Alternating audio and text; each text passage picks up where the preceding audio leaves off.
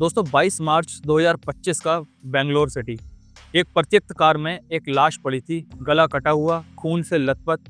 वो शख्स था लोकनाथ सिंह, 37 साल का रियल एस्टेट बिजनेसमैन। लेकिन इस हत्या के पीछे कोई गैंगस्टर नहीं, कोई बिजनेस दुश्मन नहीं, बल्कि उसकी अपनी पत्नी यशस्विनी और सास हेमाबाई थी।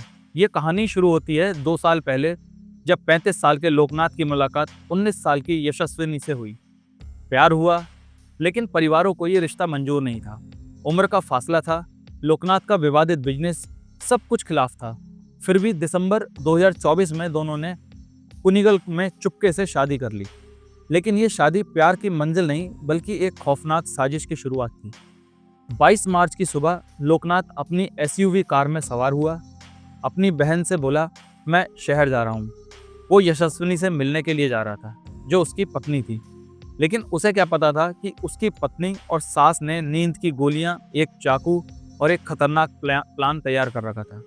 शाम 5:30 बजे चिकबंदवारा में एक कार में उसकी लाश मिली।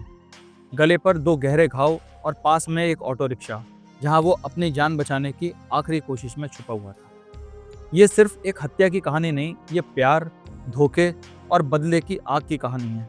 लोकनाथ ने ऐसा क्या किया कि उसकी पत्नी और सास ने उसका गला रेत दिया, उसकी जान ले ली? क्या थी वो साजिश जिसने एक परिवार को तबाह कर दिया? नमस्कार दोस्तों, मैं हूं विजय और आज हम खोलेंगे उस रात की सच्चाई, उस कहानी की सच्चाई। मैं आपको डिटेल में इस कहानी के बारे में बताने की पूरी कोशिश करूंगा। बेंगलुरु का गार्डन सिटी, चमकते मॉल, हाईटेक ऑफिस और रियल एस्टेट का सुनहरा खेल, यही रहता था लोकनाथ सिंह, 37 साल का बिजनेसमैन। मगधी तालुक के कन्नूर गेट का रहने वाला लोकनाथ सिंह रियल एस्टेट और लोन कंसल्टेंसी का काम करता था। बाहर से देखो तो वो एक कामयाब इंसान था, एसयूवी, अच्छे कपड़े और बेंगलोर की हाई प्रोफाइल हस्तियों से कनेक्शन था। लेकिन उसकी जिंदगी का दूसरा चेहरा कुछ और ही था।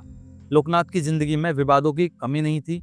बेंगलोर सेंट्रल क्राइम ब्रांच उस पर फ्रॉड के कई केस में नजर रखे हुए थी। लोग कहते थे वो डील्स में धोखा देता था, पैसे हड़पता था, लेकिन उसकी पर्सनल लाइफ और भी उलझी हुई थी। 2 साल पहले उसकी मुलाकात यशस्विनी से हुई। 19 साल की यशस्विनी बीकॉम की स्टूडेंट, चिक्कबंदवारा की रहने वाली थी। यशस्विनी का परिवार साधारण सा परिवार था, मिडिल क्लास फैमिली थी। पिता कृष्णा सिंह एक छोटा मोटा बिजनेस किया करते थे। लेकिन लोकनाथ और यशस्विनी को प्यार हो जाता है। यशस्विनी के परिवार को यह रिश्ता बिल्कुल पसंद नहीं था। 16 साल की उम्र का फासला था, लोकनाथ का विवादित बैकग्राउंड, सब कुछ चीख चीख कर कह रहा था कि यह शादी बिल्कुल पूरी तरीके से गलत। लेकिन लोकनाथ ने यशस्विनी के परिवार को धमकाया। उसने कृष्णा सिंह से कहा, मैं तुम्हारे खिलाफ केस कर दूंगा। आखिरकार दिसंबर 2024 में दोनों ने कुनिगल में चुपके से रजिस्टर्ड मैरिज कर ली। यशस्विनी के परिवार को इसकी भनक तक नहीं लग पाई। ना उसके पिता को पता था, ना उसकी माता को पता था। शादी के बाद लोकनाथ सिंह ने यशस्विनी को अपने माता पिता के घर पर छोड़ दिया। वो अकेले बेंगलुरु में रहने लगा। लेकिन कुछ हफ्तों बाद यशस्विनी को शक हुआ। उसे पता चला कि लोकनाथ का किसी और दूसरी औरत के साथ में चक्कर चल रहा है। दोनों में झगड़े शुरू हो गए। यशस्विनी ने तलाक की बात की। लोकनाथ ने उसे और उसके परिवार को धमकाना शुरू कर दिया।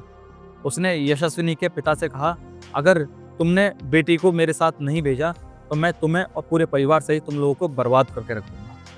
यशस्विनी अपनी माँ हेमाबाई के पास चली गई। 37 साल की हेमा एक सख्त मिजाज औरत थी। उसने बेटी की बात सुनी और गुस्से से आग बबूला हो गई। लोकनाथ ने तो हद ही कर दी। उसने यशस्विनी से कहा कि वो अपनी माँ को भी उसके साथ फिजिकल रिलेशन के लिए राजी करें। ये सुनकर हेमा और यशस्विनी, हेमा जो यशस्विनी की माँ थी, वो दोनों गुस्से में 7वें आसमान पर चढ़ गए। दोनों को बहुत गुस्सा आया। दोनों ने फैसला किया कि लोकनाथ को रास्ते से हटाना होगा। 22 मार्च की सुबह लोकनाथ ने यशस्विनी को फोन किया, मैं तुमसे मिलने के लिए आ रहा हूँ। यशस्विनी ने मौके को भुनाने का प्लान बनाया। उसने अपनी माँ हेमा के साथ मिलकर खाना तैयार किया, लेकिन उसमें नींद की गोलियां मिला दी। लोकनाथ अपनी एसयूवी में आया, कुछ बियर की बोतलें साथ लाया। वो यशस्विनी के साथ पार्टी करना चाहता था। दोनों बीजीएस लेआउट की सुनसान सड़क पर गए। यशस्विनी ने उसे खाना खिलाया और साथ में बियर पिलाई। लोकनाथ को नींद सी आने लगी, उसकी आंखें भारी होने लगीं और उसे हल्का हल्का नशा होने लगा था। उसकी आंखें जब भारी होने लगीं तभी यशस्विनी ने अपनी माँ को लोकेशन भेज दी। हेमा एक ऑटो रिक्शा में वहां पहुंची जो उसकी माँ थी, हाथ में चाकू लिए। जैसे ही लोकनाथ सुस्त पड़ा, हेमा ने उस पर हमला कर दिया। 2 बार चाकुओं से गला रेता। लोकनाथ ने भागने की पूरी कोशिश की। वो कार से बाहर निकला, 150 मीटर तक दौड़ा और पास के एक ऑटो के पीछे छुपने की पूरी कोशिश की, लेकिन वो खून से लथपथ हुआ पड़ा था। खून ज्यादा बह चुका था। वो वहीं ढेर हो गया। शाम के लगभग 5:30 बजे चिकबनवारा की सुनसान सड़क पर कुछ राहगीरों ने एक परित्यक्त कार देखी।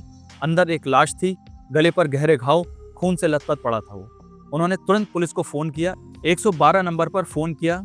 सोलदेव नहल्ली पुलिस मौके पर पहुंची। लाश की शिनाख्त हुई। लोकनाथ सिंह 37 साल का रियल एस्टेट बिजनेसमैन। पुलिस को पहले लगा ये बिजनेस दुश्मनी का मामला है। लोकनाथ के खिलाफ फ्रॉड के कई केस दर्ज थे, लेकिन लोकनाथ के भाई ने एफआईआर दर्ज की और सीसीटीवी फुटेज से सारी की सारी कहानी खुल गई। फुटेज में 2 औरत कार के पास से भागती दिखी।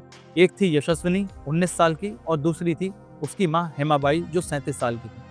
पुलिस ने दोनों को चिकबनवारा से गिरफ्तार कर लिया। पुलिस की कड़ी पूछताछ में यशस्विनी टूट गई। उसने कबूल किया, हमने लोकनाथ को मारा। वो मुझे और मेरे परिवार को धमका रहा था। उसका दूसरी औरतों के साथ चक्कर था। उसने मेरी माँ के साथ गलत डिमांड की थी। हेमा ने कहा, हमारे पास कोई और दूसरा रास्ता था ही नहीं।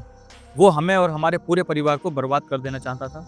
पुलिस ने पाया कि यह हत्या सुनियोजित थी। नींद की गोलियां, चाकू और सही मौके का इंतजार, सब कुछ प्लान के मुताबिक था। लोकनाथ के परिवार में कोहराम मच गया। उसकी बहन ने कहा, मेरा भाई सुबह मुझसे मिलकर गया था, उसे क्या पता था कि यह आखिरी मुलाकात होगी। लोकनाथ के पिता, उन्होंने कहा कि हमने यशस्विनी को कभी बेटी नहीं माना।